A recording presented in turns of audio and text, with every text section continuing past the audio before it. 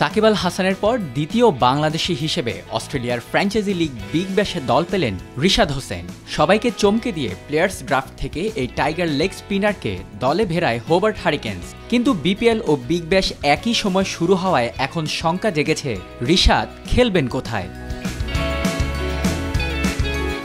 বর্তমানে বিশ্বের সবচেয়ে জনপ্রিয় ও অত্যাধুনিক ফ্র্যাঞ্চাইজি ক্রিকেট লিগগুলোর মধ্যে একটি অস্ট্রেলিয়ার বিগ ব্যাশ। তারই ১৪তম আসরের ড্রাফটে নাম লেখান বাংলাদেশের ১০ ক্রিকেটার। ১ সেপ্টেম্বর রোববারের প্লেয়ার্স ড্রাফটে বাকি সবাই দল না পেলেও মাত্র ১.৫ বছর আগে জাতীয় দলের জার্সিতে অভিষেক হওয়ার রিশাদ হোসেনকে দলে ভেড়ায় হোবার্ট হারিকেন্স। এ নিয়ে দ্বিতীয় বাংলাদেশি হিসেবে অস্ট্রেলিয়ার ফ্র্যাঞ্চাইজি লিগটিতে খেলবেন রিশাদ। এর আগে ২০১৩-১৪ মৌসুমে অ্যাডিলেড স্ট্রাইকার্স এবং ২০১৪-১৫ মৌসুমে মেলবোর্ন রেনেগেটসের হয়ে খেলেন সাকিব আল হাসান। ২ মৌসুমে মোট ৬ ম্যাচ খেলে ৮৭ রান ও ৯ উইকেট নেন সাকিব।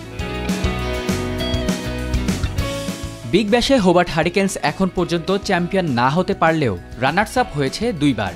বর্তমানে দলটির হেড অফ স্ট্র্যাটেজির দায়িত্বে আছেন কিংবদন্তি অজি ক্রিকেটার রিকি পন্টিং। সেই দলই টেনে নেয় রিশাদকে, কিন্তু তিনি খেলতে পারবেন কিনা তা নিয়ে আছে সংশয়। বিগ ব্যাশের ১৪তম আসরটি শুরু হবে ১৯ ডিসেম্বর থেকে। অন্যদিকে ২৭ ডিসেম্বর থেকে মাঠে গড়ানোর কথা বাংলাদেশ প্রিমিয়ার লিগ বা বিপিএল। এখন বিপিএল বাদ দিয়ে বিগ ব্যাশের জন্য রিশাদকে ছাড়পত্র দেয়া হবে কিনা তার সিদ্ধান্ত নেবে বিসিবি।